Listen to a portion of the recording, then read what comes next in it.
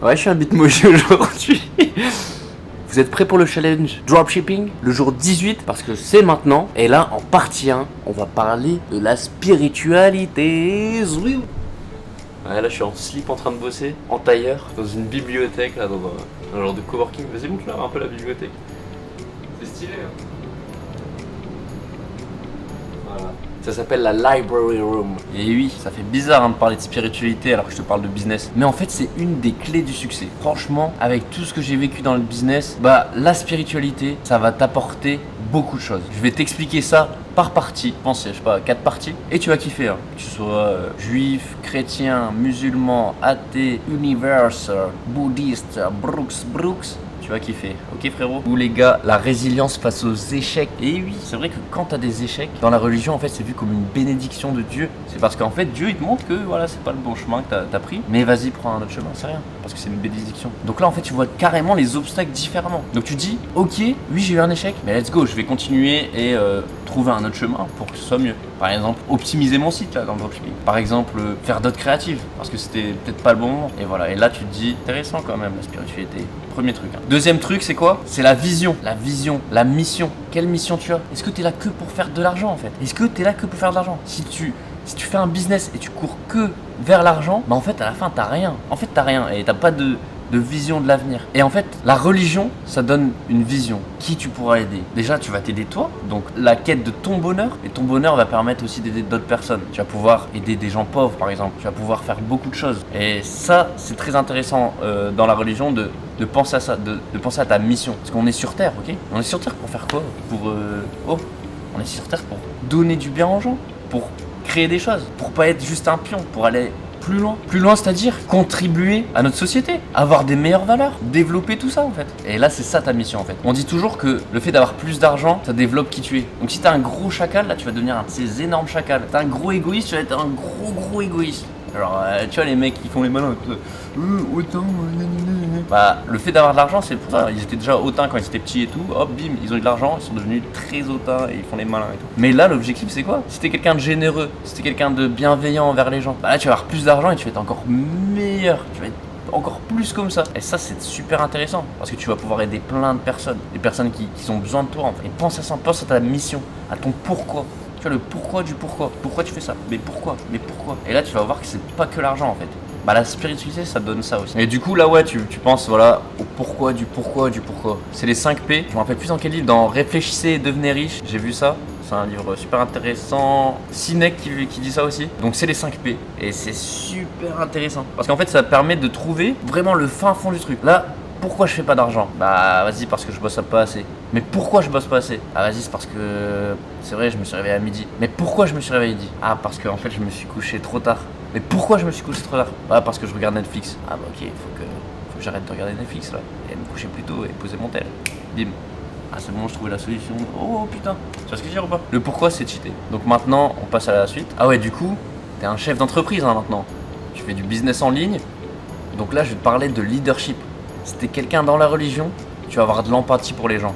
Tu vas être quelqu'un de vraiment clairvoyant aussi. Et là, ça va aider à avoir un meilleur leadership parce qu'en fait, les gens vont être attirés par toi, par ta gentillesse, par le fait de vouloir toujours aider et d'être empathique avec eux. Donc savoir c'est quoi leurs problèmes et essayer de les aider. Donc ça va aller mieux en fait. Ça va aller mieux dans ton entreprise parce que tu vas être plus à l'écoute et tu vas vouloir plus de bien pour les gens. Donc ça, c'est aussi un petit point à relever. Le 4e point, je dirais, c'est la gestion du stress et des émotions. Et ce qu'il y a, c'est quand tu fais tes prières, que ce soit chrétien, juif, musulman, que ce soit des prières pour l'univers, en fait, c'est une méditation, les gars. C'est la méditation. Tu es concentré, tu ne penses plus à tes problèmes, tu penses plus qu'à Dieu, tu penses plus qu'à l'univers, par exemple. Et là, c'est une méditation. Une forme de méditation que tous les entrepreneurs font, mais voilà, associée à la spiritualité, c'est ce qu'on appelle la prière chez nous. Et ce qui se passe, c'est que dans la prière, t'enlèves tous tes problèmes. Et tu te sens bien. Et après ta prière, t'es libéré en fait. T'as libéré un poids. Et c'est très intéressant. Franchement, faut s'y mettre pour comprendre. Donc du coup, la 5e, on va parler aussi d'éthique. C'est être quelqu'un d'éthique en fait. C'est commencer à faire des business éthiques. Ok, on va me dire, ouais, mais faut bien manger et tout. Mais à un moment, en fait, faut se dire une chose, c'est quand tu fais des trucs pas trop éthiques et tout. Moi, je suis passé par là. Personnellement, je vous le dis, je suis passé par là. Quand tu fais pas de trucs éthiques, c'est comme si tu construisais un château avec du sable. Tu vois, les premières briques du château, c'est du sable, ok? Hop, c'est en sable, hop, hop, hop. hop, hop, hop. Et à un moment, bah, y a tout qui vient et le château, il s'effondre juste avec un petit coup de vent. Un petit coup de vent, c'est qui? C'est la police, c'est les amendes, c'est le fisc, c'est les blocages. C'est bien de faire du sale? Non. À la fin, c'est nul en fait. Et tout l'argent que tu vas faire dans le sale, ça va être de l'argent de merde. Tu vas le dépenser comme une merde et tu comprends même pas pourquoi tu vas dépenser comme une merde. Faut faire attention à ça. C'est quand tu fais en fait un business clean, là tu mets des briques, tu vois, des bonnes briques. Hop, les briques elles s'embriquent comme ça. Et là tu commences à avoir un putain de château. Et tu commences à créer ton empire. C'est ça, faites de l'argent propre. On va me dire, oui, mais dropshipping, c'est pas vraiment propre. Bah si, frérot. Tape sur internet, écris si le dropshipping c'est légal. Tu suis bien les termes, oui, c'est super légal. Et si tu fais comme moi, ma méthode, c'est passer après par le e-commerce, là c'est incroyable. Parce que tu montes ton empire de sites e-commerce qui font tous de l'argent et que tu pourras tous valoriser. Si bien tu fais les choses légales avec la TVA, avec les trucs bien, avec des fournisseurs de qualité, qui respectent les normes européennes. Bref, je ferai un petit cours sur ça, sur la légalité du dropshipping, ok les frérots. Mais en conclusion, je voulais vous dire, c'est vraiment un truc à avoir la spiritualité les gars. Tu vois, c'est pas oui, ça semble utile d'après Ryan.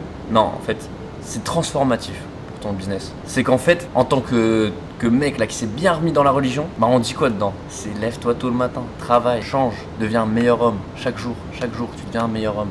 Tu changes, essaye de faire du bien, donne de l'argent aux pauvres. Et en fait, tout ce mood te fait devenir quelqu'un de meilleur. Ne fais pas de rapta. Tu vois, si t'es là, tu te réveilles à je sais pas quelle heure parce que ouais, mais hier j'avais bu, ouais, mais du coup j'ai mal à la tête, bah du coup je travaille pas. Bah frérot, le mec qui est en train de pratiquer sa religion, mais t'inquiète pas, il t'a mis une longueur d'avance. Hein. Il t'a mis une longueur d'avance ton concurrent en gros. Et pense à ça, c'est bon. Ouais, à un moment, si tu veux faire de l'argent, faut être aussi quelqu'un de sensé, tu vois. Ok, des fois, allez, vas-y, on fait Trafalgar, blablabla. Vas-y, pas toujours. Pense à plus tard, tu vois. Et si t'es pas du tout dans les religions et tout, bah pense-y quand même, tu vois. Pense à ce qui peut se passer, gros, quand tu prends une balle dans la rue ou tu te prends un accident de voiture, t'es mort. Il se passe quoi? T'as même pas cherché à lire. T'as même pas cherché à ouvrir la Bible, à ouvrir le Coran. T'as même pas cherché à savoir s'il y avait une vérité. C'est bizarre quand même quoi, genre oh, t'as cru que t'étais le maître du monde quoi? Bah non, y a quelqu'un qui t'a créé. Tu vois genre, tu vois ce truc là, avec Salaranta qui m'appelle. Ce truc là, tu penses, oui, c'est un humain qui l'a créé. Ok, c'est un humain qui l'a créé. Mais il a quand même dû le monter et tout. Il l'a pas créé en jetant tous les composants et boum, ça s'est créé d'un coup. Bah là en fait on te dit le Big Bang c'est... Il y a eu des bactéries gros, boum, pouf, tout s'est créé d'un coup. Genre y a pas eu plein de composante de l'humain et on l'a jeté, boum, d'un coup ça a été créé. Il y a quelque chose qui a créé le truc, tu vois. C'est comme quelque chose qui a créé ce téléphone. Donc voilà, il y a un être supérieur, faut le savoir les gars. Mais c'est quoi? C'est où? À vous de décider et à vous de vous y mettre parce que je ne suis pas là pour faire ça à votre place. Ça c'est que en toi, c'est pour augmenter ta valeur, augmenter sa valeur. Pour toi tu vaux combien? Et pour toi tu veux valoir combien? Mais valoir combien c'est en fonction de si t'es quelqu'un de bien, quelqu'un de mal. Donc fais ta balance et pense à plus tard. Si t'es mort, qu'est-ce qui va se passer? Juste regarde toi-même après, tu vois, je suis pas je fais pas un cours de religion, mais pense-y, franchement pense-y pour toi. Allez frérot, on passe à la partie 2, ma journée d'hier de merde. Bref, passons à la partie 2. Donc la partie 2, c'est... J'ai rien foutu. J'ai vraiment rien foutu. J'ai lancé un produit en pub, il a fait une vente directe. Je vais t'expliquer qu'est-ce qui s'est passé. Donc en fait ça galérait avec les pages Facebook comme je te disais. Donc j'ai testé plein de trucs. J'arrivais pas à schedule en fait la pub. Mais j'ai testé. Donc schedule c'est planifié je veux dire. Et bah une heure après avoir galéré sur Facebook et pensé n'avoir rien mis en pub, en fait j'ai fait une vente, je fais bim, une vente de 40 €. Donc il y avait 0,15 de CPC, donc c'est coût par clic, c'est rien du tout. Donc il y avait des bonnes stats. Là je suis en train de regarder les stats. J'ai fait qu'une vente pour 50 € dépensés. C'est une vente à 47 balles. Bon je vais laisser tourner. Maintenant mon CPC il est à 0,27, il a augmenté. Je laisse tourner pour voir. On verra ce qui se passera. Mais pourquoi j'ai rien fait? Juste avant je te parle de spiritualité. On a été à Pattaya quoi. On était à Pattaya et on a fait un aller-retour. Donc Bangkok-Pattaya c'est à peu près 2 heures de route. 1h45, on a fait un aller-retour, mais voilà, on a passé la nuit à Pattaya et on est rentré le lendemain matin. Donc KO et bah tu dors pratiquement jusqu'à 14h. Rien à faire quoi, on a juste mis des process en place pour les monteurs parce qu'on va sortir 8 réels par jour. Et là on finit le process aujourd'hui et on commence aujourd'hui carrément les gars. On commence aujourd'hui donc c'est pas mal. Allez maintenant on va passer aux résultats. Du coup partie 3, les résultats. Comme je t'ai dit on a fait une vente sur un de nos shops en testing. On va voir ce qui va se passer. Je le sens pas trop, je sais pas pourquoi. Puis il y a 3,14 de CTR. En fait, les stats elles sont pas dégueu, mais je sais pas, je le sens pas trop. Après, c'est peut-être mes croyances limitantes.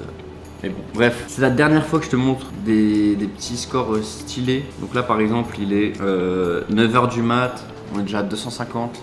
Donc là, pour moins de 200 balles de pub, hein. Mais c'est 200 balles de pub que tu mets toute la journée. Donc on doit être à même pas 30 euros. 30 euros de pub. Et regardez le taux de conversion, il fait mal au Cramax. Bref, je vous montre plus jamais ce shop là. C'est bon ou pas? Vous regarderez à la fin des 30 jours combien on aura généré. Au moins là, on va parler que des shops en testing pour continuer le testing. En combien de temps je réussis à faire mes testings? Parce que là, je me suis trop tardé. J'ai vraiment trop tardé et je suis obligé en fait d'en lancer 3 par jour. Donc en combien de temps je vais réussir à lancer à chaque fois 3 par jour? Parce qu'il faut faire les créas. Des fois, il y a plusieurs créas par site à tester. Ça va peut-être me prendre du temps, hein. Mais voilà, je vais focus et je vais y arriver parce que je suis pas une petite... J'ai rien dit. Bon, vas-y, frérot.